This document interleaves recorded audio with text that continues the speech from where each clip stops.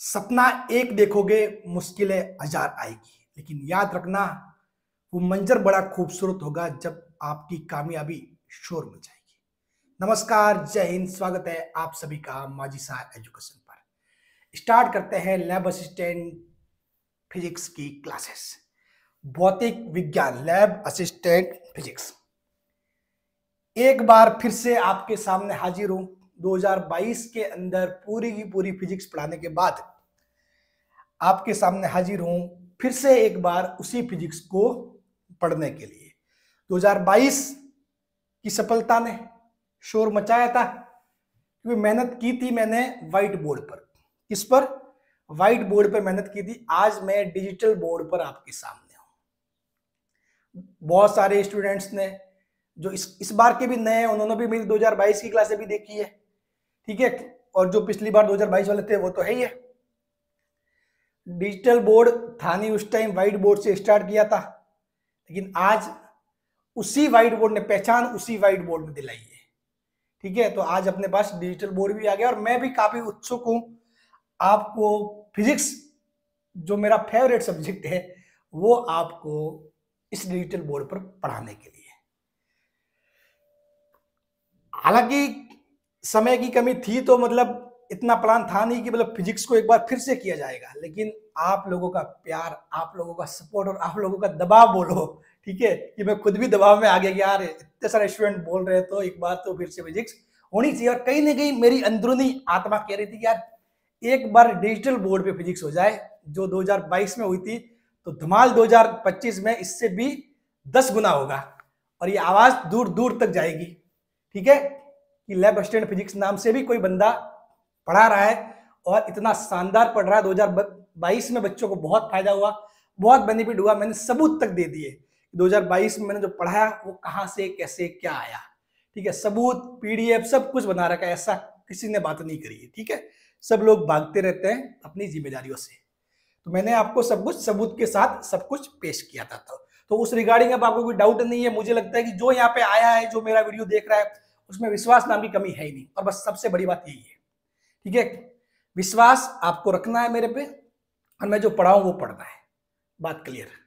उससे आगे कुछ नहीं है। बस एक ही चीज पे विश्वास रख के उस पर मेहनत करते जाओ, मेहनत करते जाओ, ठीक है। और विश्वास क्यों करना है, मैंने सबूत दे दिए, सब कुछ चीजें हैं। आपने खुद ने भी मेरी क्लासेस देखी होगी, ठीक है। बहुत सारी वो 89 क्लासेस 2022 की लिस्ट में पड़ी है, उसके अलावा कुछ 2 चैप्टर बाद में भी करवाए, तो आपने सब कुछ देख ही लिया होगा, तो इसमें कोई डाउट है नहीं। तो आपको विश्वास रख के मेरे साथ जुड़ना है। जुड़ गए तो फिजिक्स मेरे साथ जुड़ के आपको पूरी करना है। और फिजिक्स में मैं बता रहा हूं आपको इससे बेहतर कंटेंट नहीं मिलेगा, कहीं नहीं मिलेगा। लोग आके आपको एमसीक्यूज खेलेंगे, फिर कहेंगे थ्योरी क्लास है वहां से पढ़ लो। हम लोग थ्योरी क्लास फ्री में पढ़ा रहे हैं और एमसीक्यूज भी साथ साथ में ऐड करता जाऊंगा, ठीक है ना। चलिए, वैसे तो अपन ने सिलेबस डिस्कशन कर लिया है अपना, जो पहले ही एक क्लास आर की है जिसमें सिलेबस डिस्कशन हो रखा है, आप वहां से देख सकते हो। फिर भी मैं आपको थोड़ा बहुत सिंपल चीजें बता देता हूं, ठीक है। भौतिक विज्ञान, अब भौतिक विज्ञान में भी सेम अपने रसायन विज्ञान केमिस्ट्री की तरह ही इसके भी जो 2022 का जो पैटर्न था और जो अब की बार भी जो रहेगा, उसके हिसाब से फिजिक्स के कितने सवाल आएंगे? 30 सवाल। कितने क्वेश्चन आएंगे? 30। एक क्वेश्चन 2 मार्क्स का, एक क्वेश्चन कितने मार्क्स का? 2 मार्क्स का। तो जो टोटल अंक है, टोटल अंक कितने हो जाएंगे? टोटल अंक आपके हो जाएंगे 60। टोटल अंक कितने हो जाएंगे? टोटल अंक आपके हो जाएंगे 60। तो फिजिक्स आपके कितना है? 60 मार्क्स का मटेरियल है। कितने का है? 60 मार्क्स का मटेरियल है। अब इसके अंदर आपके पूरे 10 चैप्टर है। इन 10 में से अपन जो स्टार्ट कर रहे हैं वो है इलेक्ट्रोस्टैटिक्स, स्थिर विद्युत की। अपन क्या स्टार्ट कर रहे हैं? इलेक्ट्रोस्टैटिक्स, कूलॉम लॉ, ठीक है, स्थिर विद्युत की। ये पूरी की पूरी फिजिक्स में 2022 में पूरी करवाई थी, आप सभी को पता है। उसके 89 लेक्चर इसी यूट्यूब चैनल पे पढ़े। क्लियर? 5वां अपन स्टार्ट करेंगे, इसके बाद अपन मूव करेंगे 6 पर, विद्युत धारा वाला पढ़ेंगे। उसके बाद अपन पढ़ेंगे 10वां अर्धचालक। ये 3 का तो सीक्वेंस फिक्स है। आगे फिर आपकी डिमांड के हिसाब से चीजें अपन कर लेंगे कि सर पहले वो पढ़ाओ, वो करो, ठीक है। क्योंकि 5 और 6 तो आपस में लिंक है भाई, ये पढ़ लिया उसके बाद बैक टू बैक ये पढ़ना अच्छा रहता है, ठीक है। ये भी सारी लिंक की चीजें, क्योंकि इसमें भी आप धारा और डायोड वगैरह सब कुछ इसी से संबंधित चीजें यहाँ पे है, थोड़ा बहुत चेंज है, ठीक है। यहाँ अपन चालक की बात करेंगे, यहाँ अर्धचालक की बात करेंगे, ठीक है ना। हाँ, तो 5, 6 और ये 10, यानी कि ये वाले 3 जो चैप्टर इनका सीक्वेंस तो फिक्स है, उसके बाद आप बोलोगे उसके हिसाब से हो जाएगा, क्लियर। उसके अलावा मैंने 2022 में जो 89 वीडियो वाली प्लेलिस्ट है, उसके अलावा मैंने एक 40 के आसपास वीडियो है, एक और है प्लेलिस्ट जिसमें मैंने 2 चैप्टर करवाए। एक तो दृढ़ पिंड गतिकी जो आपके डायनेमिक्स के हैं, मैकेनिक्स के हैं, और दूसरा है ऑस्किलेशन। वो भी जिनको देखने हैं वहां से देख सकते हो, ठीक है। हाँ, मेरे को यहाँ पे भी मैं करवाऊंगा उनको, लेकिन वो भी लास्ट में करवाऊंगा। ये वाले अब इनके अपने लास्ट में हो जाए, क्योंकि वो अपने वहां पे हो गए, वो अपने वहां पे हो गए, तो इसलिए यहाँ पर इस डिजिटल बोर्ड को लास्ट में करेंगे कवर, ठीक है ना। क्योंकि मैंने जो व्हाइट बोर्ड पे मैंने जो दूसरी बार 2000 मतलब 24 के हिसाब से जो वैकेंसी आ रही थी, उसके हिसाब से उस टाइम मतलब साल भर 1.5 साल पहले तैयार किए थे, वो है, ठीक है। तो उनको भी आप देख सकते हो, वो दृढ़ पिंड गतिकी और दोलन इनके, समझ गए। चलो, तो स्टार्ट करते हैं अपना चैप्टर इलेक्ट्रोस्टैटिक्स, स्थिर विद्युत्की, इलेक्ट्रोस्टैटिक्स। अब देखो, आप मेरे साथ मिलकर पढ़ रहे हो, विश्वास रख के पढ़ रहे हो, आपको बिल्कुल भी नहीं सोचना है।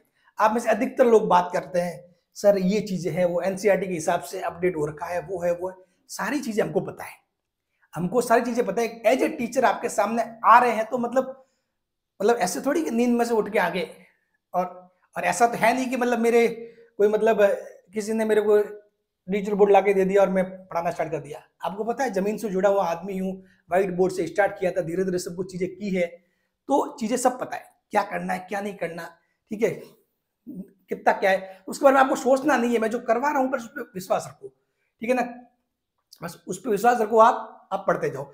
आपकी जो एनसीईआरटी है वहीं वहां से भी हम चीजें उठाएंगे, ठीक है। आरबीएससी की भी कुछ बुक्स मेरे पास पड़ी है, सब कुछ चीजें है, उनमें से भी हम न्यूमेरिकल्स उठाएंगे, सब कुछ करूंगा मैं, ठीक है ना। सब कुछ आपको मिक्सअप मिलेगा चीजें, और बिल्कुल मस्त कंटेंट मिलेगा। इस टाइप का कंटेंट आप कंपेयर भी कर लोगे ना, नहीं मिलने वाला, ठीक है ना। और इस हिसाब से आपको यहां समझाने भी कोई नहीं वाला है, क्लियर। तो बस विश्वास रखो और पढ़ना स्टार्ट करो। चलिए स्टार्ट करते हैं चैप्टर नंबर अपना इलेक्ट्रोस्टैटिक। चैप्टर नंबर कौन सा है, ये आपके यूनिट नंबर 5 है, यूनिट नंबर 5, ठीक है। यूनिट नंबर क्या है, 5 है, इलेक्ट्रोस्टैटिक्स, विद्युत स्थितिकी, सॉरी स्थिर विद्युत्की, यूनिट 5, स्थिर विद्युत्की, स्थिर विद्युत्की इलेक्ट्रोस्टैटिक्स। अपन इसके बारे में पूरा समझेंगे, सब कुछ, स्थिर क्या होता है, विद्युत्की क्या होता है, सब कुछ पूरा एनालिसिस होगा, पोस्टमार्टम होगा। आपको बताइए क्या होगा यहाँ पर, पोस्टमार्टम होगा।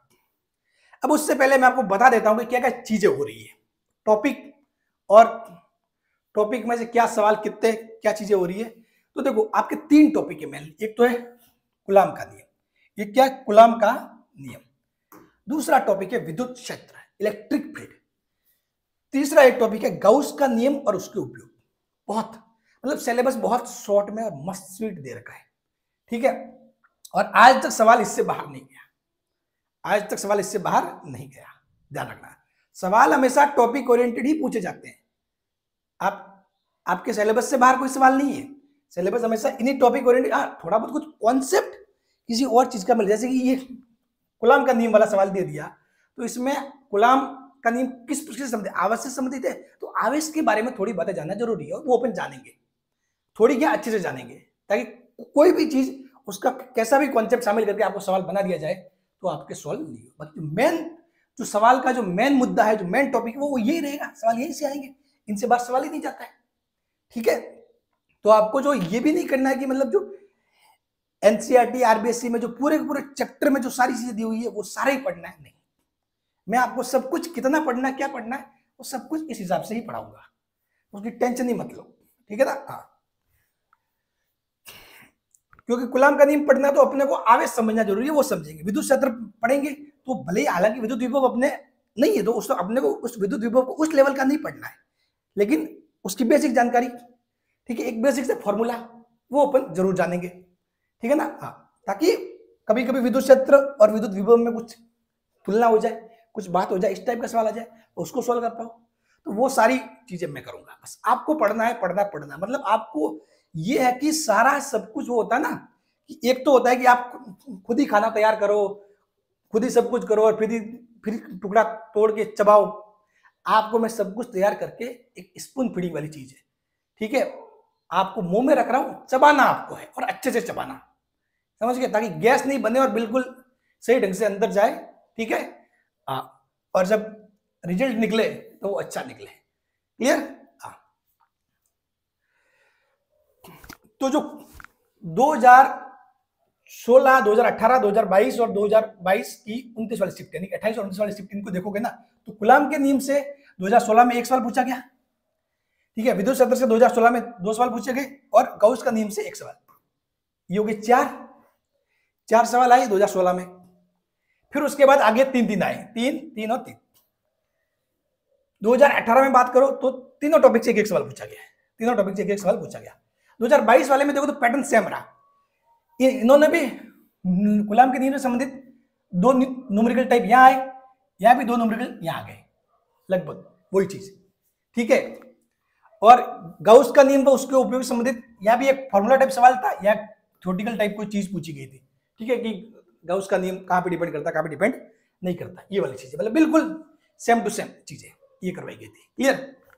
अब देखिए, तो यहां से आपको ये बातें क्लियर होगी। अब यहां से आपको एक खाली स्थान दिख रहा है, इसमें सिंपल सी बात है, देखो दिख रहा है, अपने को दिख रहा है, और इस बार यहां से सवाल टपक जाएगा, इस बार आपके यहां से सवाल टपकने के पूरे चांस है, देख लो, यहां से आएंगे सवाल, यहां से 2 बन सकते हैं, ये समझ लो आप, विद्युत क्षेत्र, ठीक है। लेकिन अपने को ऐसा नहीं कि सिर्फ विद्युत क्षेत्र ही पढ़ना है, पढ़ना पूरा, ये सारी चीजें अच्छे से पढ़नी, लेकिन एक आपको ओवरव्यू बताया था। जैसे 2022 में मैंने जब भी चैप्टर स्टार्ट किया ना, मैंने बताया था, मैंने कहा अब की बार यहां से ये हो सकता है, और देखना वो वीडियो देखना, ठीक है, और फिर पेपर देखना, क्लियर, आपको समझ में आ जाएगा कि मैंने बात बोली वो वैसे कैसे हुआ था, ठीक।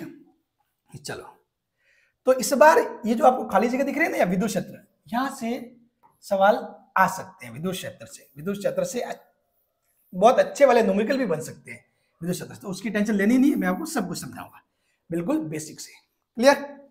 चलो, तो ये आपको एक यूनिट 5 का ओवरव्यू मालूम पड़ गया कि कहां से कितने सवाल क्या आते हैं, ठीक है। चलो, सवाल कितने? 4, 3 और 3 पूछे गए।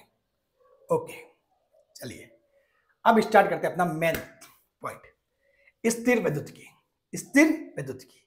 अब आपने देखा शब्द क्या है, स्थिर विद्युत, इलेक्ट्रोस्टैटिक्स, क्या है? इलेक्ट्रोस्टैटिक्स, स्थिर विद्युत की, यानी कि मतलब कोई चीज क्या स्थिर है, स्थिर, v = 0, भाई स्थिर कब होगा? जब उसका वेग 0 होगा। कोई चीज स्थिर कब है? अब जैसे कि मैं ये खड़ा हो गया, ये स्थिर है, ये ऐसे ऐसे मूव कर रहा हूं, मैं स्थिर नहीं हूं, ठीक। तो स्थिर यानी कि वेग बराबर 0, उसका वेग 0 है, वो रुका हुआ है। विद्युत मतलब विद्युत के वो गुण जो स्थिर अवस्था में अपन बात करते हैं, स्थिर अवस्था में विद्युत के वो गुण, ठीक। अब आपके माइंड में एक चीज और भी आती है, सर ये स्थिर विद्युत की एक चीज है, तो क्या गतिशील विद्युत की या फिर जो गतिमान विद्युत की, ऐसा भी कुछ नाम होता है ऑब्वियसली, भाई स्थिर है तो कोई चीज गतिमान भी हो सकती है। तो ये विद्युत अपन क्या करेंगे, इसमें जो विद्युत है, विद्युत की बात तब करेंगे जब जो विद्युत उत्पन्न करने वाला है वो स्थिर अवस्था में हो, जो विद्युत उत्पन्न करने वाला है वो स्थिर अवस्था में हो। और एक टॉपिक और होता है गतिशील विद्युत की। तो सर गतिशील विद्युत की क्या हुआ? तो गतिशील विद्युत की वाला आपका अगला ही चैप्टर है। ये कौन सा चैप्टर है? ये देखो, विद्युत धारा। ये एक्चुअली में आपके गतिशील विद्युत की है। कैसे हुआ सर? क्योंकि यहां तो अपन बात करेंगे चार्ज की, आवेश की, और कौन सा आवेश? स्थिर आवेश की। किसकी बात करेंगे? स्थिर आवेश की। जबकि जो गतिशील विद्युत की एक बात करेंगे टॉपिक, गतिशील विद्युत की, ठीक है, उसमें अपन बात करते हैं, किसकी बात करते हैं? जो गतिशील आवेश की बात करते हैं, किसकी बात करते हैं? गतिशील आवेश की। गतिशील आवेश की। गतिशील आवेश, जब आवेश गतिशील होता है तो आपको, आपने मतलब देखा है और पढ़ा भी है कि जो आवेश के बहने की दर है वो क्या होती है? ठीक है, धारा। जब आवेश बहते हैं तो धारा बहती है। धारा की परिभाषा आपने जो 9th 10th में जो भी पढ़ी होगी, 10th में, ठीक है। विद्युत धारा क्या होती है? आवेशों के बहने की दर को विद्युत धारा कहते हैं। आपने ऐसे रट लिया होगा ना, आवेशों के बहने की दर को विद्युत धारा कहते हैं, आवेशों के बहने की दर को विद्युत धारा कहते हैं। ठीक है, ऐसे रटते हो ना, इन चीजों को रटने का काम नहीं है, ठीक है। मैं तो एक बार मतलब अभी मतलब पिछले साल ही, ठीक है, पिछले साल ही जब मेरा राजस्थान में ट्रांसफर हुआ, उसके बाद मतलब अपने जो लेक्चर भी नहीं हो रहे थे, ठीक है, ये यूट्यूब पे भी वीडियो बनते, उस दौरान मैं जब ऑफिस जाता था तो बीच में एक स्कूल पढ़ता था, ठीक है। तो और वो स्कूल मेरी गांव के पास ही, जान पहचान में अच्छा खासा। तो मैंने सर को बोला, मैंने कहा सर मैं ऐसा ऐसा है चीजें, और मैंने बहुत टाइम हो गया मतलब टीच, जब तक मैं टीच नहीं करवाता था, बच्चों को कुछ पढ़ाता नहीं हूँ तो मजा नहीं आता, मेरा कॉन्फिडेंस लेवल बढ़ता नहीं है। तो मुझे सर है ना, कुछ आप चाहो तो मुझे पैसे नहीं चाहिए, सुबह मैं 10 बजे ऑफिस जाने से पहले 9 बजे आऊँगा, साइंस की लूँगा क्लासे, और मतलब फिर मतलब मैं निकल जाऊँगा। मेरे को आप 2-3 चैप्टर दे दो जो उनके विद्युत धारा और वो चुंबक वाली क्या चीज़ है, जो चैप्टर थे वो मैंने लिए थे। और भाई साहब बच्चों को ऐसा समझाया, बेसिक से ऐसा समझाया, बच्चे बोले सर मजा आ गया सर हम तो सर मतलब ये साइंस जैसी चीजें ऐसी परिभाषा ही रट रहे थे, आपने तो मतलब ऐसा समझा दिया कि हम परिभाषा आप अपने मन से तैयार कर सकते हैं, मन से तैयार कर सकते हैं, ठीक है ना। तो मतलब ऐसी वाली बात हो गई थी। तो इसलिए आपको भी ध्यान से, शांति से यहाँ समझना और सब कुछ समझाया जाएगा, ठीक। तो अपन बात करेंगे कि जब गतिशील आवेश यानी कि वो क्या होगा? विद्युत धारा। विद्युत धारा, विद्युत धारा यानी कि जब उसमें विद्युत धारा में क्या होता है? आवेश बहता है। और स्थिर विद्युत में क्या होता है? आवेश स्थिर रहता है। बात समझ गए? विद्युत धारा में क्या होता है? आवेश बहता है। और स्थिर विद्युत में क्या होता है? आवेश स्थिर रहता है। क्लियर? ये बात तो समझ ही गए होंगे। चलो अब देखो, बहुत सारी बातें हैं, ये हो गया। अब स्थिर विद्युत की, ये हो गया गतिशील विद्युत की। अब देखिए, अब मैं आपको कुछ एग्जांपल्स देना चाहूंगा कि सर आपने ये आवेश वगैरह डायरेक्ट बोल दिया, चीज होती क्या है? आवेश आपने बोल दिया कि पहली बात तो विद्युत भी क्या है, विद्युत भी क्या है। तो देखो, स्थिर और जो विद्युत की है ना, विद्युत की कुछ नहीं है, ये किससे संबंधित है? आवेश से संबंधित है। विद्युत की किससे संबंधित है? आवेश से। भाई विद्युत गुण किसका है? आवेश का गुण है। समझ, किसका है? आवेश का। आवेश है तो विद्युत है, आवेश नहीं है तो विद्युत नहीं है। इसका बेस रूप है ये। आप अपन बात करते हैं तूफान, तूफान बनेगा कब? तूफान आएगा कब? उसमें क्या होगी? हवा होगी। हवा, हवा होगी ना, वो तो वही तूफान लाती है बस। तो हवा एक मेन चीज है, समझ गए? बिना हवा के तूफान आ सकता है कि नहीं आ सकता? तो सिंपल सी बात ये है। तो सर इस विद्युत की, इस आवेश के बारे में बताओ, ये कहां मिलता है? ये आवेश कहां मिलता है? ठीक है, कि हमने कहीं देखा है या हमारे आसपास कहीं है तो बताओ, हम उसको देख लेते हैं कैसा दिखता है, फिर चैप्टर हमको और भी अच्छे से समझ में आएगा। तो मैं आपको बताता हूं एक एग्जांपल। आप स्कूल में पढ़ते थे, ठीक है, सब पार करके आगे स्कूल, 12th तो पास कर लिया। कोई अगर 12th में अभी भी पढ़ रहा है और मेरा कोई वीडियो देख रहा है तो वो भी कमेंट जरूर करना सर मैं अभी भी 12th में ही हूँ, ठीक है। हालांकि अब स्कूल का मजा तो वही 10th की रहता है स्कूल, तो बाकी फिर 11 12 तो थोड़ा मैच्योर हो जाता है चीजें, फिर उसके बाद बच्चे भी इतनी हरकतें नहीं करते। बाकी जब 5वीं 6ठी वाले, 4th वाले, 7वीं वाले, ये लोग क्या करते हैं, आपने देखा होगा एक एग्जाम्पल, एक अपनी पेन लेके बालों पे घिसके और कागज के टुकड़े लेके ऐसे करते हैं और वो कागज के टुकड़े उस पेन की तरफ खींच के आते हैं। ऐसा एग्जाम्पल किया होगा, ठीक है, कि पेन लिया, पेन लिया और पेन को आपके जो बाल है, बाल पर क्या किया? रगड़ लिया, बाल पर रगड़ लिया, ठीक है, बाल पर रगड़ा। और उसके बाद जैसे कि मिट्टी के टुकड़े हुए, जैसे कि रेत हुई, रेत के आसपास उस पेन को लेके जाते हैं। जैसे कि ये पेन है, ठीक है, ये पेन, और ये पेन को ऐसे ऐसे वैसे करके आप भी छोटे छोटे टुकड़े, अभी मेरे पास कुछ पेपर दिख नहीं रहा, नहीं तो मैं छोटे छोटे टुकड़े कर लेता उसके, ठीक है, ऐसे करके और ऐसे, ये देखो, ये मतलब यहाँ आप खींचते ना, कुछ भी मिट्टी के टुकड़े वगैरह इसके चिपक जाते हैं। इसके चिपक जाते हैं, या फिर रेत के कण है, धूल के कण है, तो वो भी इसके चिपक जाएंगे, एकदम से ये इसको खींच लेगी। ये काम किया होगा आपने, ठीक है, बहुत बार हुआ, चलो कोई बात नहीं। एक काम ये किया, तो इसमें क्या होता है, आपके मिट्टी के टुकड़े, रेत के कण या रेत के कण या कागज पेन के चिपक जाता है, पेन के चिपक जाता है। ये चीजें लिखते रहना, ठीक है। ये हुआ एक आपके एग्जाम्पल नंबर 1, एक हुआ एग्जाम्पल नंबर 1। दूसरा मैं आपको बताता हूं, आपने अभी सर्दियों के सीजन आ ही गए, तो आपके साथ ये चीजें स्टार्ट होना प्रारंभ कर देगी।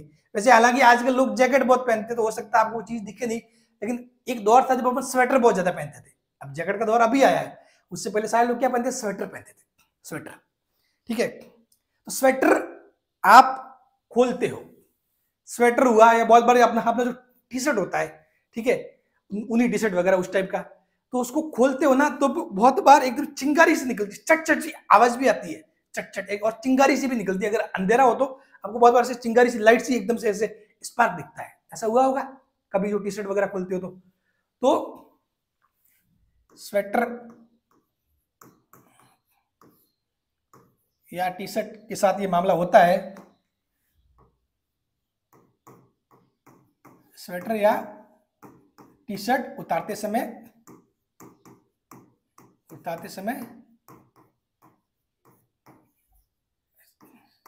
चट की आवाज आना या चिंगारी निकलना,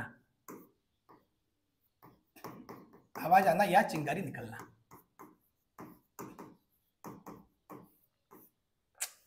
चिंगारी ना, चिंकारा हो जाएगा ये, हाँ, चिंगारी निकलना। ये भी क्या एक एग्जाम्पल है, मैं बताऊंगा सब कुछ चीजों को, सब लिंक करूंगा, ठीक है।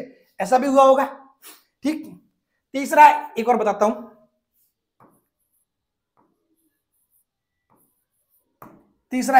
आपको कि ये लिखते रहना, ये आपकी कॉपी में लिख लेना से, ठीक है ना। तभी मैं कह रहा हूं खुद के नोट्स वो सबसे बेहतर रहता है। जब मैंने जो मुंह से बोला वो आप, हो सकता है मैंने कोई लाइन नहीं लिखी हो सही ढंग से परफेक्ट, आपने जो मैंने मुंह से बोला वो आप बिल्कुल लिख सकते हो, ठीक है ना। क्योंकि मैं इतना एक एक शब्द वाइज लिख नहीं सकता, लेकिन आप उसको लिख सकते हो अच्छे से, चीजें अपने हिसाब से, अपनी खुद की लैंग्वेज में, जिस लैंग्वेज में आप समझ पाओ। क्लियर।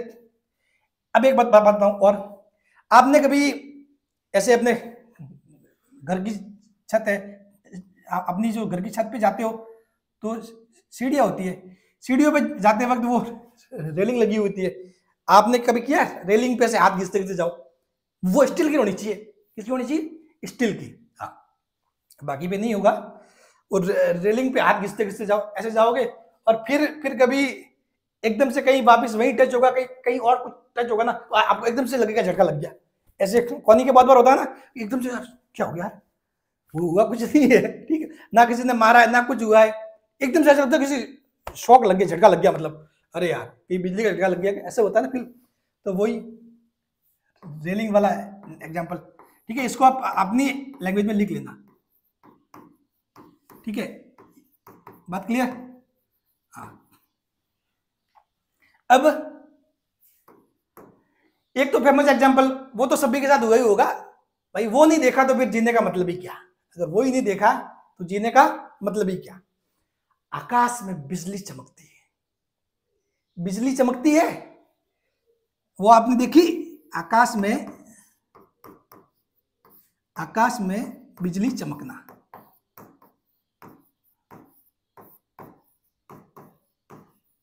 वो आपने देखा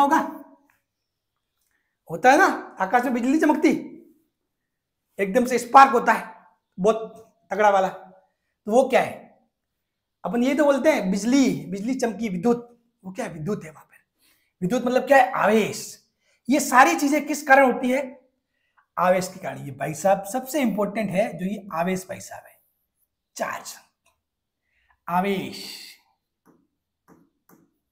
आवेश आवेश आवेश, चार्ज।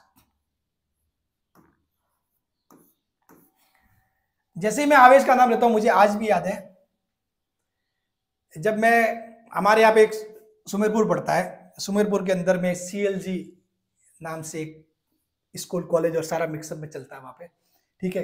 वहाँ पे मैं टीचर था, तो उन बच्चों को मतलब ये आवेश वाला चैप्टर स्टार्टिंग स्टार्टिंग उसी से किया था। इतना ढंग से पढ़ाया, इतना ढंग से पढ़ाया। और एक साइड जो 11वीं वाले थे, 11th वाले, उनको पढ़ाया वेक्टर सदिश।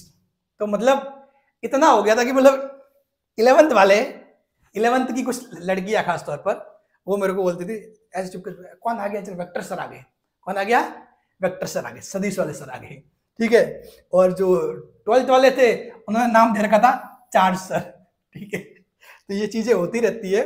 वो ऑफलाइन के भी अपने ही अलग मजे हैं, ठीक है, ऑफलाइन के भी अपने अलग ही मजे हैं। चलो क्लियर। तो इन सब के पीछे जो रेस्पॉन्सिबल भाई साहब है ना, वो कौन है, आवेश। वो कौन है, आवेश।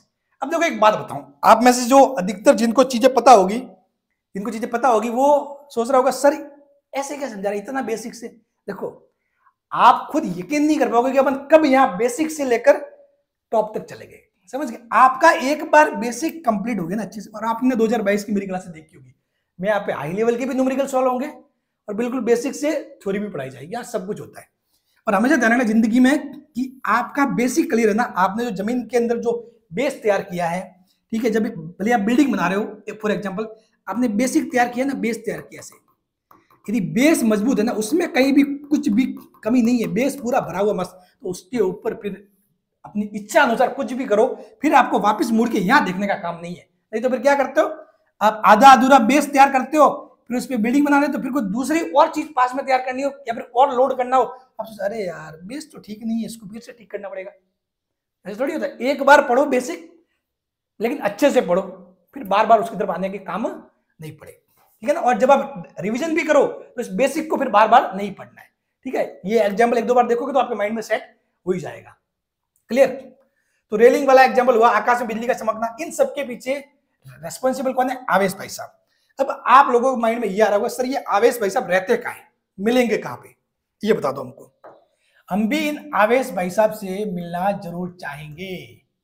आवेश, चार्ज, अपन बोलते हैं ना बहुत बार कोई इंसान गुस्से में हो जाता है, तो आवेश में आ गया, वो मतलब चार्ज हो गया एकदम से। किससे चार्ज हो गया, गुस्से से चार्ज हो गया। किससे, गुस्से से चार्ज हो गया, ठीक है। तो आवेश। अब मैं अगर ये बोलूं कि ये आवेश भाई साहब कण कण में विद्यमान है, जिस प्रकार अपन बोलते हैं कि कण कण में भगवान विद्यमान है, उसी प्रकार आवेश भाई साहब की आपके आसपास के कण कण में विद्यमान है। जी हाँ, बिल्कुल बात सही है। आवेश भाई साहब इस मार्कर में भी है, बोर्ड मार्कर में भी है, ये जो मैंने पेन उठाया इसमें भी आवेश भाई साहब है, ठीक है। कुछ भी ये नोट्स उठा लो तो इसमें भी क्या है, आवेश भाई साहब है, ठीक है। और भी चीजें जो आसपास पड़ी है उनमें भी आवेश भाई साहब है। तो सर हमको दिखता क्यों नहीं है, मतलब, और आवेश भाई साहब है तो आवेश मतलब विद्युत, तो हमको झटका क्यों नहीं लगता, हमको झटका क्यों नहीं लगता, ये भी माइंड में आ रहा होगा। भाई आपको पता है कि सर आवेश है, आपने बोल दिया कि सर इसमें भी आवेश है, तो आप लेके कैसे खड़े हो, आपको झटका क्यों नहीं लगता, आप अब तक गिर क्यों नहीं गए, ठीक है, सब कुछ बताऊंगा। आपको पता है जो एक पदार्थ होता है, किसी भी पदार्थ का मूलभूत कण, पदार्थ का मूलभूत कण, पदार्थ का मूलभूत कण।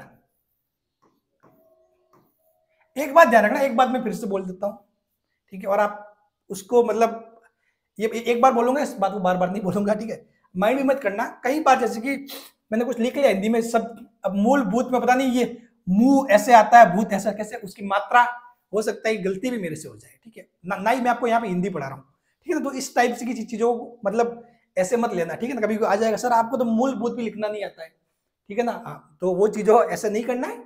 अपने मूलभूत यानी कि बेसिक, फंडामेंटल, ठीक है, तो उस चीज के हिसाब से अपने को समझना है, क्लियर है। बाकी यहाँ कोई ऐसा शब्द नहीं होगा कि उसका कोई अर्थ ही बदल जाए, ठीक है, अर्थ नहीं बदलेगा, ठीक है, भावनाओं के हिसाब से समझ लेना। पदार्थ का मूलभूत कण, पदार्थ का मूलभूत कण क्या होता है, मूलभूत कण क्या होता है, क्या होता है, परमाणु। पदार्थ का मूलभूत कण क्या होता है, यानी कि ये सबसे जो छोटी इकाई मान सकते हो अपन मेन, ठीक है, परमाणु। वैसे इसमें डेप्थ में भी चीजें है, इस परमाणु के अलावा भी चीजें हैं, ठीक है। वो अपन ने जो केमिस्ट्री वाले चैप्टर में उसमें देखा ही था, उसकी चर्चा ज्यादा नहीं करेंगे। अपने को जिस हिसाब से समझना है उस हिसाब से अपने को पता है कि पदार्थ का जो मूलभूत कण है या फिर जो पदार्थ की सबसे छोटी इकाई है वो अपन ये मान सकते हैं कि क्या है, परमाणु। अब देखो, हर एक पदार्थ किससे बना होता है, परमाणु से बना होता है। इसमें तो कोई दिक्कत नहीं है, इसमें कोई दिक्कत नहीं, ठीक है। अब देखो, अब मैं लेता हूं आपके सामने परमाणु।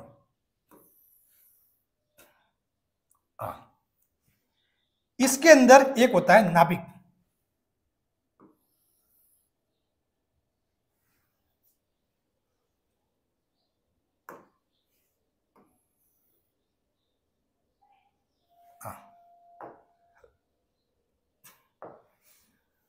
अब देखो ये क्या होता है, एटॉम। एटॉम यानी कि परमाणु। इसके अंदर क्या क्या चीजें होती है, एक नाभिक होता है और एक बाहरी ऑर्बिटल्स होते हैं, बाहरी कक्षाएं, जहां पर क्या होता है, इलेक्ट्रॉन चक्कर लगाता है, चक्कर यानी कि राउंड, वो क्या है, घूमता रहता है नाभिक के चारों ओर, इलेक्ट्रॉन होता है। और इस नाभिक में क्या क्या होते हैं, ये जो नाभिक है, नाभिक में क्या क्या होते हैं, नाभिक में होते हैं P4 प्रोटॉन और N4 न्यूट्रॉन, P4 प्रोटॉन और N4 न्यूट्रॉन, और जो इलेक्ट्रॉन होता है वो ऐसे राउंड करता रहता है। क्लियर, ये एक परमाणु की स्थिति होती है। ये क्या होती है, एक जो परमाणु होता है उसकी स्थिति होती है। अब होता क्या है, इस परमाणु के अंदर, इस परमाणु के अंदर आवेश है, इस परमाणु के अंदर आवेश है, जी हाँ, इस परमाणु के अंदर आवेश है। तो जो सबसे छोटी इकाई है पदार्थ की, परमाणु, उसके अंदर आवेश है, तो जो भी पदार्थ बना है अपने आसपास उन सभी में आवेश है। सिंपल सी बात है, आवेश हर जगह विद्यमान है, कण कण में विद्यमान है। सर कैसे, तो जो आपके ये जो इलेक्ट्रॉन भाई साहब होते हैं, इलेक्ट्रॉन भाई साहब, इन इलेक्ट्रॉन भाई साहब पर आवेश होता है माइनस, ये सब कुछ बताऊंगा कैसे क्या है, -1.6 इंटू 10⁻⁻19 कुलाम, C4 कुलाम। कुलाम क्या होता है, आवेश का मात्रक होता है, इसको अपन आगे और अच्छे से समझेंगे भी, ठीक है। -1.6 इंटू 10⁻⁻19 कुलाम। एक दूसरे भाई साहब होते हैं प्रोटॉन। कौन से होते हैं, प्रोटॉन भाई साहब, इन पे आवेश होता है +1.6। हालांकि प्लस को लिखने का काम नहीं होता, बस ऐसे लिखते हैं ना भाई, 5 है, एक -5 है, ठीक है, तो ऐसे लिखते हैं 5 और -5, लेकिन एक्चुअली में कोई नहीं है, मतलब आगे क्या है, प्लस है, +5 -5, बात हुई है। तो आपके जो प्रोटॉन भाई साहब है उन पे आवेश होता है +1.6 into 10⁻⁻19 coulomb, +1.6 into 10⁻⁻19 coulomb. N क्या है, न्यूट्रॉन भाई साहब है, एन क्या है, न्यूट्रॉन। न्यूट्रॉन क्या है, आवेश रहित, आवेश रहित। न्यूट्रॉन भाई साहब पे कोई आवेश नहीं होता। बस यही चीज होती है, यही चीज होती है पदार्थ के अंदर, इन्हीं से मिलकर बनता है पदार्थ, इन्हीं से मिलकर क्या बनता है, पदार्थ, ठीक है। ये जो परमाणु हुआ, परमाणु से मिलकर क्या बना, अणु और पदार्थ, ठीक। और उसमें होता क्या है, इस परमाणु के अंदर इलेक्ट्रॉन, प्रोटॉन और न्यूट्रॉन। अब देखो, इसमें जो न्यूट्रॉन होता है वो आवेश रहित होता है, उस पर कोई आवेश नहीं होता, न्यूट्रॉन पर कोई आवेश नहीं होता। इलेक्ट्रॉन पर कैसा होता है, ऋण आवेश।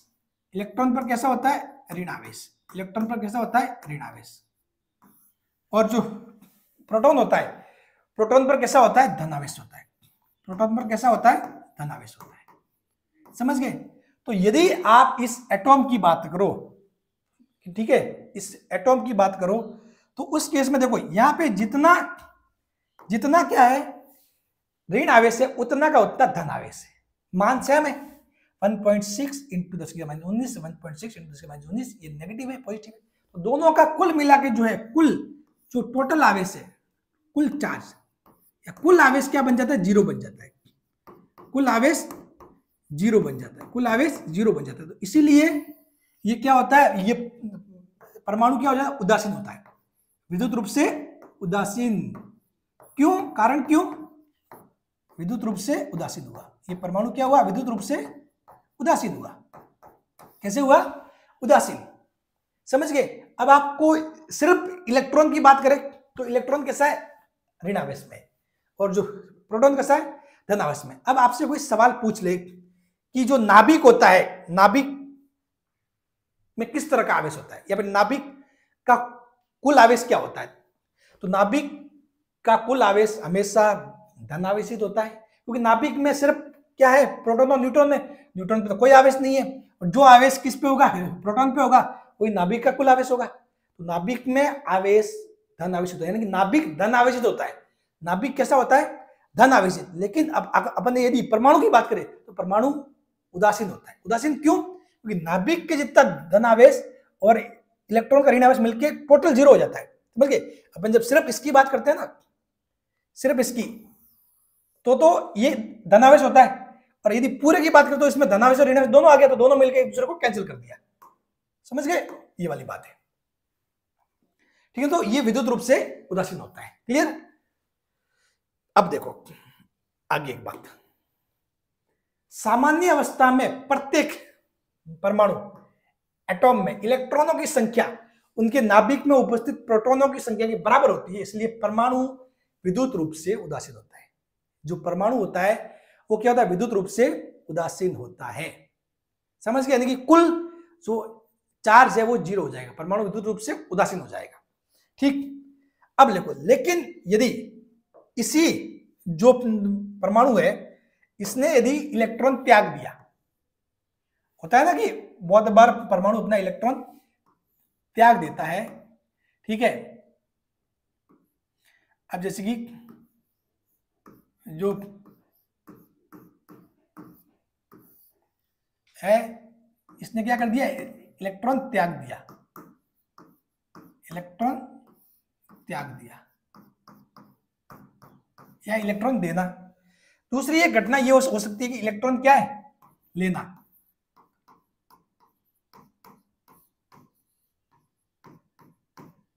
दूसरी घटना क्या हो सकती है? इलेक्ट्रॉन लेना। ठीक, तो जब परमाणु इलेक्ट्रॉन त्याग देता है, परमाणु इलेक्ट्रॉन त्याग देता है, तो फॉर एग्जाम्पल मैंने मान लिया कि भाई चलो ये कोई अपने पास, ठीक है। अब इसमें अपने स्टार्टिंग में कितने थे भाई? कि अपन ने मान लिया कि 4 प्रोटॉन और 4 क्या थे? इलेक्ट्रॉन थे। 4 प्रोटॉन और 4 क्या थे? इलेक्ट्रॉन थे। भाई समान होंगे स्टार्टिंग में, ठीक है। इनमें से इसने क्या कर दिया? एक त्याग दिया, यानी एक इलेक्ट्रॉन बाहर निकाल दिया, इलेक्ट्रॉन त्याग दिया, एक इलेक्ट्रॉन त्याग दिया। जैसे ही आपने त्यागा, इलेक्ट्रॉन दिया, तो क्या हो गया? जो आपका किसी परमाणु से इलेक्ट्रॉन बाहर निकलता है तो वो क्या बन जाता है? धन आयन बन जाता है। क्या बन जाता है? आयन। ठीक है, जब एटॉम होता है परमाणु, उसमें इलेक्ट्रॉनों का आदान प्रदान होता है, लेना देना होता है, तो वो क्या बनते हैं? आयन बनते हैं। ठीक है, जब अपन इलेक्ट्रॉन देते हैं तो धन आयन, और इलेक्ट्रॉन लेते हैं तो वो होता है ऋण आयन। ठीक, तो इलेक्ट्रॉन त्याग दिया तो उस केस में क्या हो जाएगा? ध्यान से देखना, उस केस में क्या हो जाएगा? यहां रह जाएगा 4, ठीक है, 4 रह जाएंगे प्रोटॉन। इसमें क्या होगा स्थिति? 4 प्रोटॉन और 3 इलेक्ट्रॉन रह जाएंगे, 3 इलेक्ट्रॉन। ठीक है, 4 प्रोटॉन और 3 इलेक्ट्रॉन। अब देखो, इसमें से जो 3 प्रोटॉन और 3 इलेक्ट्रॉन, इनका तो आवेश आपस में मिलकर 0 हो जाएगा, कैंसिल हो जाएगा। लेकिन जो एक प्रोटॉन का जो आवेश रहेगा वो तो रहेगा। तो इसका मतलब जो नया, जो इलेक्ट्रॉन के त्यागने से जो आपके आयन बनाए, वो क्या बनेगा? धन आयन बनेगा। क्यों? क्योंकि इसमें एक प्रोटॉन बढ़ रहा है, इलेक्ट्रॉन दे दिया तो ऑटोमेटिकली प्रोटॉन की संख्या एक्स्ट्रा हो रही है, और प्रोटॉन की संख्या एक्स्ट्रा हो रही है, तो साफ बात है कि यहां पर ये क्या हो जाएगा भाई साहब? धन आवेशित, धन आवेशित। समझ गए? ये क्या हो गया? धन आवेशित हो गया, यानी कि इलेक्ट्रॉन त्यागते ही आप क्या कहलाओगे? धन आवेशित कहलाओगे। आप क्या कहलाओगे? धनावेशित। सामान्यतः जो परमाणु होता है वो क्या होता है, विद्युत रूप से उदासीन होता है, क्योंकि जितने प्रोटॉन होते हैं उसमें उतने उतने इलेक्ट्रॉन होते हैं। लेकिन उसने यदि इलेक्ट्रॉन त्याग दिया तो इलेक्ट्रॉन की कमी हो जाएगी और प्रोटॉन ऑटोमेटिकली बढ़ जाएगा, प्रोटॉन ऑटोमेटिकली बढ़ जाएगी। सिंपल सी बात वही है। आपने एक मूवी देखी होगी, कौन सी मूवी, धमाल। धमाल एक मूवी है ना, इसमें एक आंटी बोलती है कि मेरा महीने का किराया कौन देगा, जो किराया देगा वो आगे आ जाओ, जो किराया देगा वो आगे आ जाओ। 4 जने होते हैं खड़े, ठीक है, ये ऐसे ऐसे 4 होते हैं। हाँ,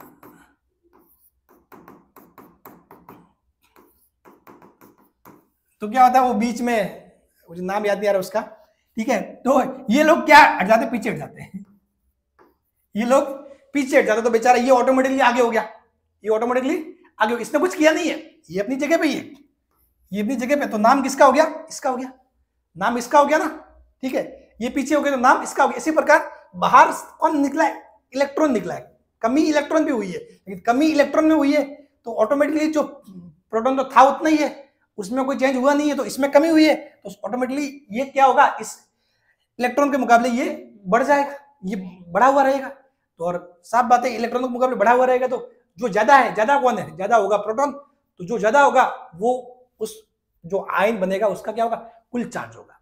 समझ गए, कुल चार्ज मतलब उसका जो, यानी कि उसमें जो अगर धनावेश है तो धनावेश हो जाएगा, ठीक है। समझ गए कि भाई आपको पता है कि 4 प्रोटॉन और 3 इलेक्ट्रॉन, तो 3 प्रोटॉन 3 इलेक्ट्रॉन का इफेक्ट आपस में कैंसिल हो जाएगा और एक प्रोटॉन रहेगा, उसका इफेक्ट क्या होता है, धनावेशित, यानी कि वो क्या हो जाएगा, धनावेशित हो जाएगा। समझ गए, चलो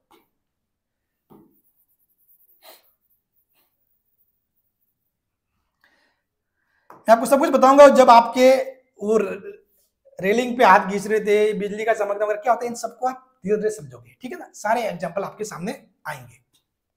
अब देखो, दूसरा होता है इलेक्ट्रॉन का ग्रहण करना। दूसरा क्या होता है, इलेक्ट्रॉन का ग्रहण करना। इलेक्ट्रॉन को ग्रहण कैसे करोगे, आपने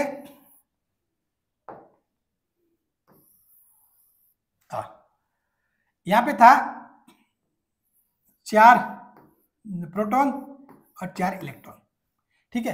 अब अपन ने मान लिया फॉर एग्जांपल, इसने क्या किया, एक इलेक्ट्रॉन ले लिया, एक इलेक्ट्रॉन ले लिया, ठीक है, एक इलेक्ट्रॉन ले लिया है,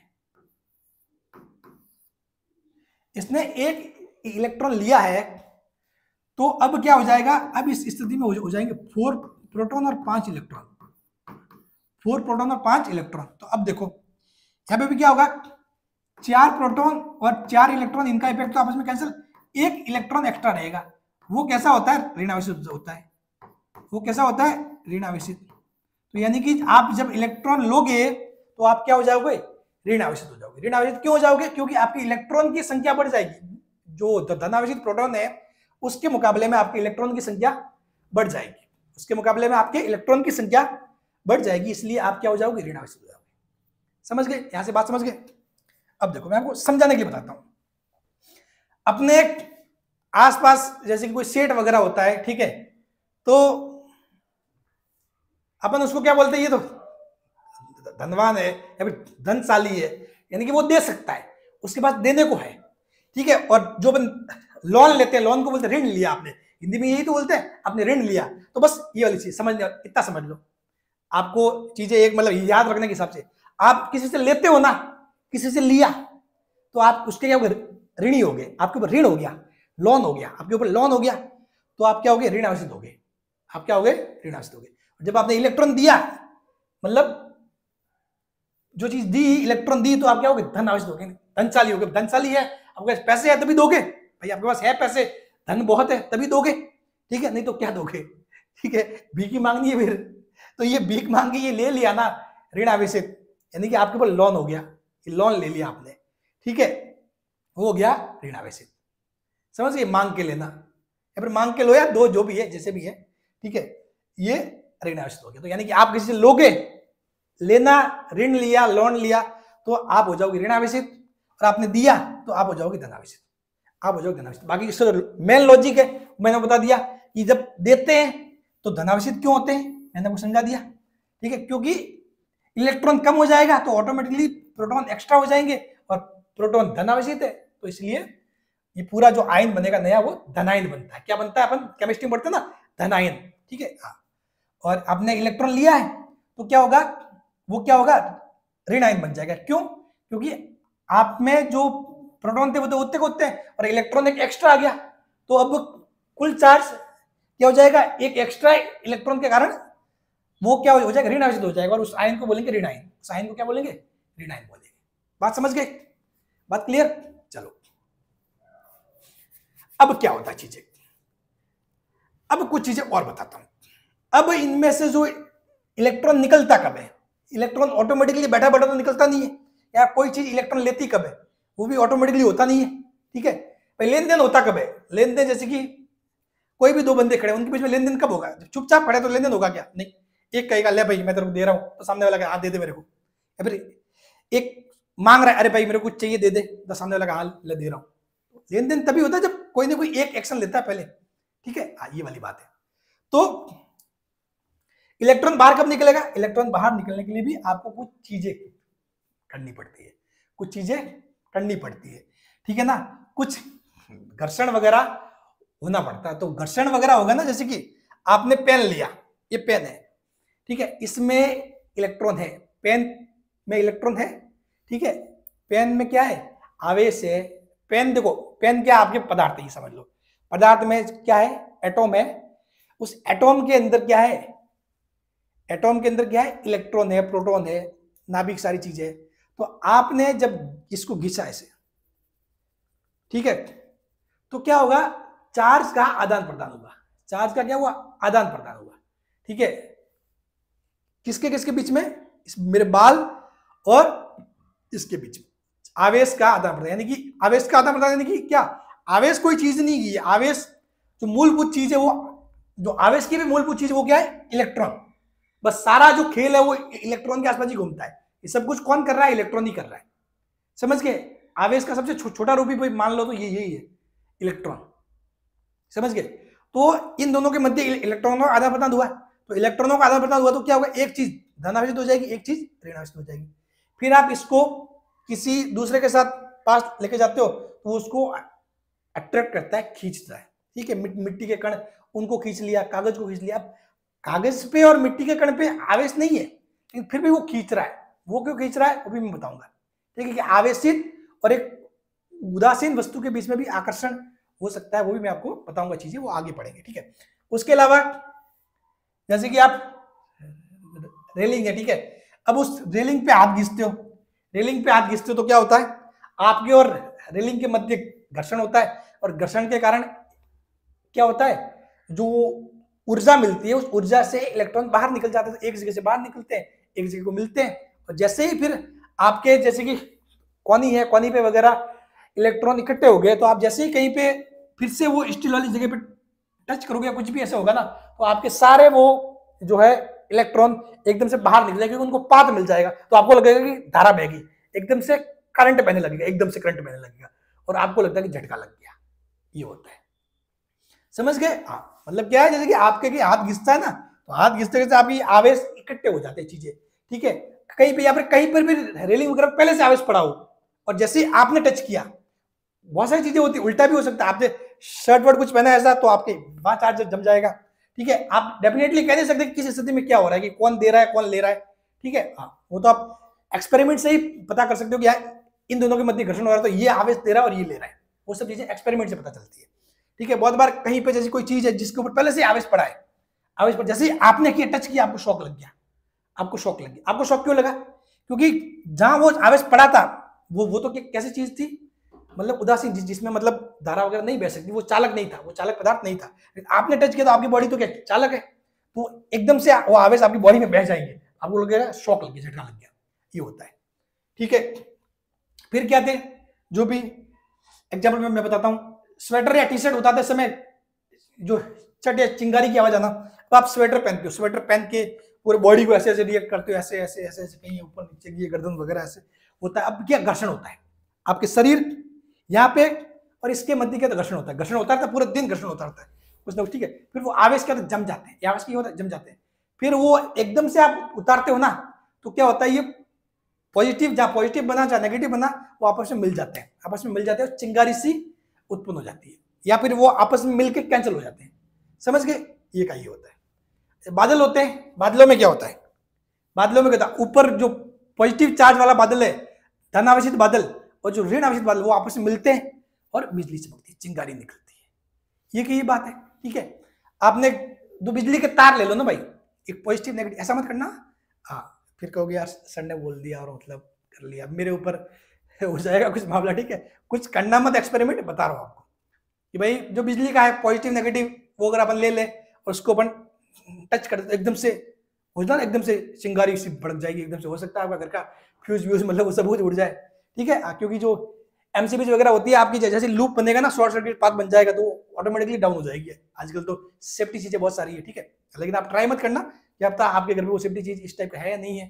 ठीक है, नहीं तो कुछ जल जाएगा, कुछ बोर्ड वोर्ड जल जाएगा, आपको कुछ नुकसान हो जाए। ठीक है, जैसे ही कुछ टच करोगे एकदम से चिंगारी, वो हो क्या रहा है? एक साइड का धनावेशित समझ लो, एक साइड का ऋण आवेशित है, मिल रहे हैं धन और ऋण मिलके वो चिंगारी निकल रही है। ठीक है, वो क्या है? चिंगारी निकल रही है। क्लियर? तो ये सारी चीजें हो रही है, ये सारी चीजें हो रही है। किस कारण हो रहा है?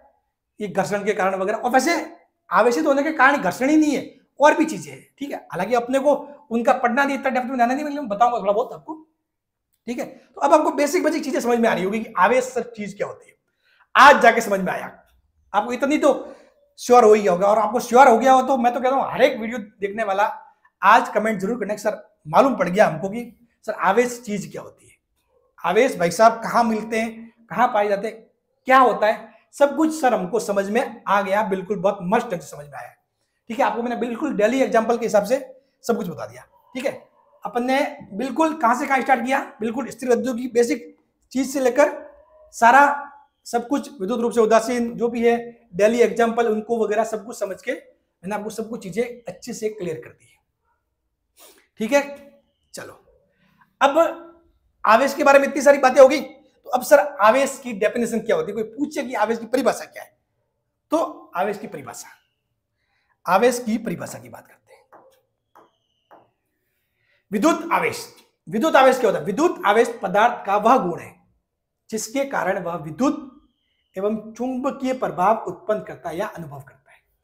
विद्युत आवेश पदार्थ का वह गुण है जिसके कारण वह विद्युत एवं चुंबकीय प्रभाव उत्पन्न करता है या अनुभव करता है। समझ गए? विद्युत आवेश पदार्थ का वह गुण है जिसके कारण वह विद्युत एवं चुंबकीय प्रभाव उत्पन्न करता है, या तो खुद उत्पन्न करेगा या फिर अनुभव कर सकता है। समझ गए? यदि किसी दूसरे ने उत्पन्न किया हुआ है तो आप कर लो अनुभव, और यदि आप उत्पन्न कर रहे हो तो आपका अनुभव कोई दूसरा करेगा। ठीक है ना? हाँ, तो आवेश क्या होता है? विद्युत आवेश पदार्थ का वह गुण होता है जिसके कारण वह विद्युत एवं चुंबकीय प्रभाव उत्पन्न करता है या अनुभव करता है। विद्युत एवं चुंबकीय प्रभाव उत्पन्न करता है या अनुभव करता है। ठीक है, तो जो आवेश है ना, आवेश, आवेश बहुत सारी चीजें करता है। विद्युत प्रभाव, चुंबकीय प्रभाव, ये तो एक डेफिनेशन होगी इसकी। ये क्या होगी? डेफिनेशन। ठीक है, विद्युत आवेश पदार्थ का वह गुण है। और ये पदार्थ पे वो गुण आएगा कब? वो पदार्थ पे वो गुण आएगा कब? आपको पता है पदार्थ में क्या होते हैं? एटॉम होते हैं, एटॉम के अंदर इलेक्ट्रॉन होते हैं। तो उस पदार्थ को कहीं भी खींचोगे या फिर कुछ भी उसके साथ छेड़छाड़ करोगे तो वो क्या होगा? पदार्थ आवेशित हो जाएगा, भले वो धन आवेशित हो जाए या ऋण आवेशित हो जाए, यानी कि उसके ऊपर गुण आ गया। समझ गए? उसके ऊपर वो गुण आ गया बस, यानी कि उसमें से जब इलेक्ट्रॉनों का आदान प्रदान होगा ना, तब उसके ऊपर वो गुण आ जाता है। ठीक है, तो विद्युत आवेश के ऊपर वो गुण आ जाता है, और उस कारण वो क्या होता है?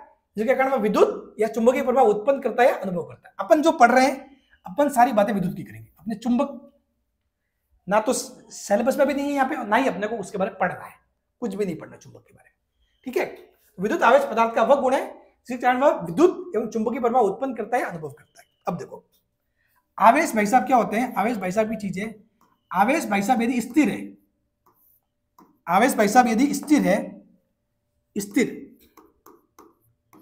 स्थिर है ना, v = 0, v = 0 वेग पे है, स्थिर है, तो ये क्या करते हैं? ओनली फॉर विद्युत प्रभाव उत्पन्न करते हैं। सिर्फ क्या करते हैं? विद्युत प्रभाव, विद्युत प्रभाव उत्पन्न करते हैं। यदि आवेश भाई साहब क्या है? गतिशील है। कैसे है? गतिशील, गतिशील भी कैसे? नियत वेग से, नियत वेग से। गतिशील भी कैसे है? नियत वेग से गतिशील, यानी कि v = नियत, कुछ ना कुछ है लेकिन नियत है, फिक्स है। समझ गए? जैसे कि कुछ भी भाई, ये मैं चल रहा हूं एकदम से, वो नियत चाल है। ये क्या नियत हो गया, ये नियत हो गया। अब ये तो ये एकदम से मतलब ऐसे बढ़ने वाला सा हो गया ना, तो नियत है। तो उस केस में क्या होगा, विद्युत तो होगा ही, विद्युत तो होगा ही, चुंबकीय प्रभाव भी उत्पन्न होगा। विद्युत और चुंबकीय दोनों होता है, ठीक है। और यदि इसमें एक्सीलरेशन आ जाए, ठीक है, यानी कि v क्या होता है, v नियत नहीं रहेगा, v नॉट इक्वल टू नियत नहीं रहेगा, बढ़ेगा घटेगा, ठीक है। तो क्या होता है, विद्युत चुंबकीय विकिरण उत्पन्न होती है। क्या होती है, विद्युत चुंबकीय विकिरण, विद्युत चुंबकीय विकिरण। समझ गए। तो अपन दो स्थितियों में चीजें देखेंगे, एक तो स्थिर आवेश v इक्वल टू 0, आवेश स्थिर पड़ा है, उसके कारण विद्युत प्रभाव। आपका जो इलेक्ट्रोस्टैटिक वाला चैप्टर है वो पूरा पूरा ये है, वो पूरा पूरा क्या है, ये है। फिर आपको पढ़ेंगे नियत वेग से गतिशील, ठीक है, v इक्वल टू नियत। उस केस में वो पढ़ेंगे विद्युत वाला, विद्युत धारा वाला चैप्टर, ठीक है। उसका भी चुंबकीय प्रभाव भी होता है, वो अपन नहीं पढ़ेंगे क्योंकि अपने सिलेबस में भी नहीं है वो चीजें, ठीक है। हाँ, चुंबकीय चैप्टर ही नहीं है, चुंबक अपने आप में अलग चैप्टर है, उसकी चुंबकीय इफेक्ट वगैरह सारी चीजें क्लियर। तो ये हो गया आवेश। विद्युत आवेश पदार्थ का वह गुण है जिसके कारण वह विद्युत एवं चुंबकीय प्रभाव उत्पन्न करता है या अनुभव करता है, जिसके कारण वह विद्युत एवं चुंबकीय प्रभाव उत्पन्न करता है या अनुभव करता है। चलो ठीक है, चलिए अब बढ़ते आगे। विद्युत आवेश का इलेक्ट्रॉन सिद्धांत, विद्युत आवेश का इलेक्ट्रॉन सिद्धांत। अब देखो, जब किसी परमाणु में से एक या एक से अधिक इलेक्ट्रॉन निकाले जाते हैं तो वो परमाणु धन आवेशित हो जाता है। समझ लिया आपने, ठीक है। अब इस पे और क्या ही समझाऊं। जब किसी परमाणु से एक या एक से अधिक इलेक्ट्रॉन निकाले जाते हैं तो परमाणु क्या हो जाता है, धन आवेशित हो जाता है। धन आवेशित क्यों हो जाता है, क्योंकि आपने इलेक्ट्रॉन निकाले तो ऑटोमेटिकली जो प्रोटॉन की संख्या है वो इलेक्ट्रॉन की तुलना में ज्यादा हो जाएगी, और चूंकि प्रोटॉन धन आवेशित होते हैं तो कुल जो आवेश हो जाएगा वो क्या हो जाएगा, धन आवेशित हो जाएगा। कुल क्या हो जाएगा, धन आवेशित हो जाएगा, ठीक है। जब किसी परमाणु द्वारा एक या एक से अधिक इलेक्ट्रॉन ग्रहण किए जाते हैं तो परमाणु ऋण आवेशित हो जाता है। बात समझ गए, चलो क्लियर। अब एक मेन बात, सबसे मेन बात यह समझना जरूरी है, किसी वस्तु के आवेशित होने के लिए केवल इलेक्ट्रॉन ही उत्तरदायी है। सबसे जो बड़े भाई साहब है वो मेन है इलेक्ट्रॉन। इलेक्ट्रॉन भाई साहब, ये इलेक्ट्रॉन ही है, सारी चीजें इसके आसपास ही घूमती है। आप जो आजकल जो सब कुछ जो चीजें यूज कर रहे हो ना, जो भी अपने उसमें इलेक्ट्रॉन का रोल बहुत बड़ा है। सब कुछ चीजें अपने आसपास जो विद्युत से संबंधित चीजें उसमें वो इलेक्ट्रॉन ही है, ठीक है। बेसिक चीज वही है, बात उसी की होती है, इलेक्ट्रॉन की। कुछ भी अपने आसपास जो भी अपने पास उपकरण है, कुछ भी चीजें है, तो उसमें इलेक्ट्रॉन का ही रोल है। तो किसी वस्तु के आवेशित होने के लिए केवल इलेक्ट्रॉन ही उत्तरदायी, प्रोटॉन नहीं। अब आप लोग सर प्रोटॉन उत्तरदायी क्यों नहीं है, फिर प्रोटॉन उत्तरदायी कहां हुआ, इलेक्ट्रॉन बाहर निकला तो वो धनावेशित हो गया, ठीक है। और जब इलेक्ट्रॉन लिया तो आप ऋण आवेशित हो गए। प्रोटॉन का तो मतलब ही नहीं है भाई, प्रोटॉन भाई साहब उत्तरदायी थोड़ी है, प्रोटॉन भाई साहब जिम्मेदार थोड़ी है, और प्रोटॉन भाई साहब जिम्मेदार हो भी नहीं सकते, प्रोटॉन भाई साहब जिम्मेदार हो भी नहीं सकते, ठीक है ना। कैसे कैसे कैसे कि भाई साहब जो ये प्रोटॉन भाई साहब अपने हैं वो कहां रुकते हैं, कहां पाए जाते हैं, नाभिक के अंदर। अब नाभिक में से कौन जो कण है, क्या सामान्य स्थिति में कोई नाभिक में से बाहर निकाल सकता है क्या नाभिक में से प्रोटॉन को बाहर निकाला जा सकता है क्या, संभव नहीं है, सामान्य संभव नहीं है। आदान प्रदान सिर्फ किसका हो सकता है, इलेक्ट्रॉन का। बेचारा इलेक्ट्रॉन इस साइड से इस साइड आना जाना ये लगा रहता है इसका, ये तो अपनी जगह फिक्स है। प्रोटॉन न्यूट्रॉन नाभिक में फिक्स है, समझ गए। प्रोटॉन न्यूट्रॉन नाभिक में फिक्स है, इनको नाभिक से बाहर निकालना संभव नहीं है सामान्यतः। तो उत्तरदायी कौन हुआ, उत्तरदायी ये हुआ, आप ही तो हो जिम्मेदार। आप जब जाओगे तो धनावेशित बना के जाओगे, आप आओगे तो ऋणावेशित बना दोगे, समझ गए। ये बात समझ में आ गई। तो जो पैसे वाला धनवान या लोन हो गया, ये गरीब हो गया, ये सारा मामला किसका है, पैसा। इस प्रकार उसके लिए उत्तरदायी चीज क्या है, पैसा। ठीक है ना, उसके लिए उत्तरदायी चीज क्या है, पैसा ही है। इसके पास पैसा नहीं है मतलब ये क्या है, गरीब है। इसके पास पैसा है मतलब अमीर है। चीज देख किससे रहे हो, पैसे से देख रहे हो, उत्तरदायी कौन है, पैसा, मनी। भले उसके पास उसकी इज्जत कितनी भी मस्त हो, सब कुछ उसकी समाज में इज्जत हो, सब कुछ हो, और एक साइड किसी इंसान की समाज में कोई इज्जत नहीं, लेकिन पैसा बहुत है, आप उसको क्या बोलोगे, ये पैसे वाला है, ये धनवान है, ये गरीब है। हाँ, तो बात ये है, वो गरीब पैसों से गरीब है, इज्जत से भले वो अमीर हो, ठीक है ना। हाँ, तो किसी वस्तु के आवेशित होने के लिए केवल इलेक्ट्रॉन ही होता है, प्रोटॉन नहीं, क्योंकि प्रोटॉन को अपन नाभिक से बाहर नहीं निकाल सकते, ठीक है, नाभिक से बाहर निकालना संभव नहीं है। किसी वस्तु के आवेशित होने के लिए केवल इलेक्ट्रॉन ही होता है। तो इलेक्ट्रॉन भाई साहब ही सब कुछ खेल करते हैं, जो भी ये खेला है ना, वो इलेक्ट्रॉन भाई साहब का ही किया कराया हुआ है। ये खेल इलेक्ट्रॉन भाई साहब का खेला हुआ है, तो आपको ध्यान रखना है इस बात को, ठीक है, समझ गए। चलो अब आते हैं आवेश के गुणधर्म। अब आपने आवेश के बारे में सारी चीजें पढ़ ली, सारी चीजें, ठीक है, सब कुछ, जो बहुत कुछ चीजें रह गई हो, कुछ एग्जांपल भी रह गया हो तो मैं देख लेता हूं, कोई बात नहीं, कुछ नहीं रह गया, सब कुछ आपने एक बेसिक से यहां तक आपको क्लियर आवेश के बारे में समझ में आ गया। अब बात करते हैं आवेश के गुणधर्म या फिर इंपोर्टेंट पॉइंट, ये समझ लो मैंने क्या किया है, जो आप इनको यदि गुणधर्म बोल दो या आवेश से संबंधित इंपोर्टेंट पॉइंट बोल दो, या उससे संबंधित कोई सिद्धांत बोल दो, या उससे संबंधित महत्वपूर्ण बातें बोल दो, उन सभी को एक ही टॉपिक ऐसे देके सभी को अपन लिख लेंगे, ठीक है, उनको समझना है, ठीक। चलो, आवेश दो प्रकार के होते हैं, आवेश दो प्रकार के होते हैं, धन आवेश और ऋण आवेश। तो इसमें तो कोई डाउट नहीं है, उसमें तो कोई डाउट नहीं है। आवेश किस प्रकार के होते हैं, दो प्रकार के, धन आवेश और ऋण आवेश। आवेश दो प्रकार के, धन आवेश और ऋण आवेश। एक चीज थोड़ा सा मैं आपको एक्सप्लेन करना चाहता हूं, हाँ, ये दूसरे पॉइंट कर लेंगे वैसे भी, या पॉइंट आ गया। आवेश दो प्रकार के होते हैं, धन आवेश और ऋण आवेश। यदि किसी वस्तु पर कुल आवेश शून्य हो, यदि किसी वस्तु पर कुल आवेश शून्य हो, तो वह वस्तु उदासीन होती है।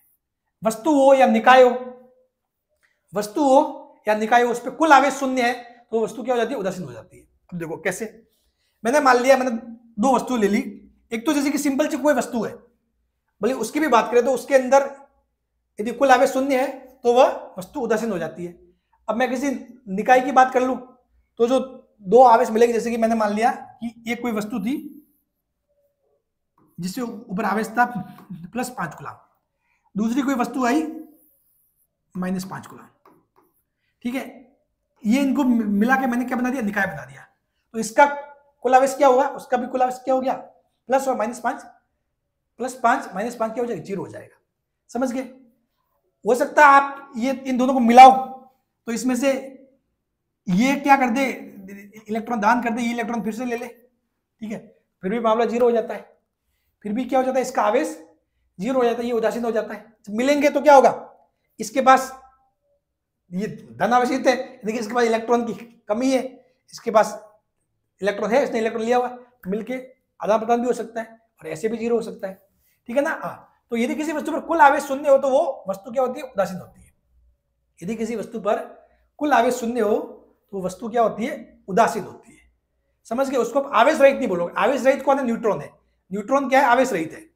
जबकि यदि किसी वस्तु पर कुल आवेश शून्य हो तो वो वस्तु क्या हो जाती है, उदासीन होती है, वस्तु उदासीन हो जाती है, ठीक है। एक चीज बताना चाहूंगा मैं, जैसे कि कोई भी पदार्थ है, कोई भी पदार्थ आवेश रहित नहीं होता है, कोई भी पदार्थ आवेश रहित नहीं होता, सब चीजों में आवेश होता है, कोई भी पदार्थ आवेश रहित नहीं होता। आप ये बोलोगे उनमें कुल आवेश 0 है, समझ गए। कोई भी पदार्थ आवेश रहित नहीं है, उसमें कुल आवेश 0 है। क्यों? क्योंकि उसमें नंबर ऑफ प्रोटॉन, मैंने मान लिया उसमें n प्रोटॉन है और n इलेक्ट्रॉन है, दोनों की संख्या समान है और दोनों का मिलके कुल आवेश क्या हो रहा है, 0 हो रहा है, कुल आवेश 0 हो रहा है, इसलिए आप उसको बोलते हो उदासीन है। उसको क्या है, उदासीन है, समझ गए। तो नॉर्मली किसी में भी आवेश 0 नहीं होता, ठीक है, पदार्थ में, उसमें कुल आवेश 0 होता है, समझ गए। तो आवेश दो प्रकार के होते हैं, धन आवेश और ऋण आवेश। यदि वस्तु पर कुल आवेश शून्य हो तो वस्तु उदासीन होती है, यदि वस्तु पर कुल आवेश शून्य हो तो वह वस्तु क्या होती है, उदासीन। उदासीन यानी कि जब धन आवेश और ऋण आवेश मिलके 0 हो जाए, ठीक। आवेश एक अदिश राशि है। आवेश कैसी राशि है, अदिश राशि। आवेश कैसी राशि है, अदिश राशि है। किस प्रकार की राशि है आवेश, आवेश अदिश राशि है। आवेश की कोई दिशा नहीं होती, आपको पता है भाई। अदिश और सदिश दो पार्ट में अपन करते हैं डिवाइड, मैनली। तो आवेश क्या है, अदिश है। आवेश की कोई दिशा दिशा डिफाइन नहीं होती, इसमें कोई आई कैप जे कैप वगैरह ऐसा कुछ नहीं लगने वाला, ठीक है। आवेश की कोई दिशा नहीं है, आवेश किसी पे है, इस पे आवेश है तो मैं बोलूंगा भाई इस पे 5 कूलम आवेश है, 7 कूलम आवेश है, ठीक है। इसकी कोई दिशा नहीं है, इसकी कोई दिशा नहीं है। जिस प्रकार अपन बल के लिए काम में लेते हैं, बल F = 3 आई कैप न्यूटन, ऐसे लिया ना कि यानी कि बल ये दिशा बताता है कि बल किस साइड लग रहा है। आवेश तो क्या है चीज पे, समझ गए। तो उसके बारे में कोई चीज ऐसा दिशा नहीं होती है। बात क्लियर। तो आवेश दो प्रकार के होते हैं, धन आवेश और ऋण आवेश। यदि किसी वस्तु पर कुल आवेश शून्य हो तो वस्तु उदासीन होती है। और आवेश क्या है, एक अदिश राशि है। आवेश क्या है, एक अदिश राशि है। क्लियर। अब आज की क्लास को समाप्त करते हैं यहीं पे। आगे अभी बहुत सारी चीजें हैं, लेकिन आज की क्लास में हो नहीं पाएगा अभी इतना। अपने को बहुत सारे इस इंपॉर्टेंट पॉइंट्स में बहुत सारी चीजें पढ़नी है। आगे अपन ये पढ़ने वाले हैं सब कुछ, आवेशों का मात्रक वगैरह सब कुछ, इनके छोटे मोटे मात्रक, सारी चीजें अपन आगे पढ़ेंगे। तो आज की क्लास में इतना ही। आज के 3 पॉइंट हो गए। आवेश दो प्रकार के होते हैं, धनावेश, ऋणावेश। यदि किसी वस्तु पर कुल आवेश शून्य हो तो वह वस्तु उदासीन होती है, ठीक है। और आवेश एक अदिश राशि है। आवेश क्या है, अदिश राशि है, ठीक है। और आवेश का मात्रक आगे आएगा, वो कूलम और बहुत सारे पॉइंट्स हैं आवेश के बारे में, वो अपन आगे पढ़ेंगे। क्लियर, समझ गए। चलो, थैंक यू सो मच। मिलते हैं अगली क्लास में। और इस क्लास को शेयर भी जरूर करना अपने सारे दोस्तों के साथ। सभी दोस्तों को बता देना कि राजू सर एक बार फिर से फिजिक्स पढ़ा रहे हैं, ठीक है। और बिल्कुल ढंग की फिजिक्स नाम का जो डर है ना, वो आपके समाप्त हो जाएगी, मैं गारंटी देता हूं। आपको फिजिक्स नहीं आती है ना, तो इसका मतलब पूरे के पूरे जिम्मेदार आप भी नहीं हो, ठीक है। उसके पूरे के पूरे जिम्मेदार आप भी नहीं हो। जिम्मेदार आप जैसे 11-12 पढ़े ना, वहां पे आपको चीजों को समझाया नहीं गया था। वहां पे सिर्फ आपको बोर्ड की सारी डेरिवेशन रट लिए, याद कर लो वगैरह। भाई डेरिवेशन है, अपने को याद करने थे, रटने थे, जो भी है वो भी मान लो, लेकिन रटने का काम ही नहीं पड़ता। यदि आपने समझ लिए होते तो भाई आपके टीचर ने आपको समझा दिए होते, जैसा मैंने समझाया वैसी चीजें, तो आपको इतना रटने का काम ही नहीं पड़ता। आगे बहुत सारी चीजें जो आपको मैं बताऊं ना, इस चैप्टर में से तो आपको बिल्कुल 1-2 फॉर्मूले हैं, वो भी आपको याद ऑटोमेटिकली हो जाएंगे। बाकी सारी चीजें आपने ध्यान से देखा तो खोपड़ी में चप जाएंगे, खोपड़ी में आपके चप जाएंगे, उसके टेंशन ही नहीं लेनी है, ठीक है। तो बिल्कुल फिजिक्स और बेसिक से हाई लेवल जाएंगे, उसकी टेंशन ही मत लो। बिल्कुल बेसिक, जिसको बोरिंग लग रहा है ना, वो फिर बाद में आना, जब थोड़ा लेवल धीरे धीरे बढ़ेगा ना। बेसिक से आई, ऐसे ही होता है।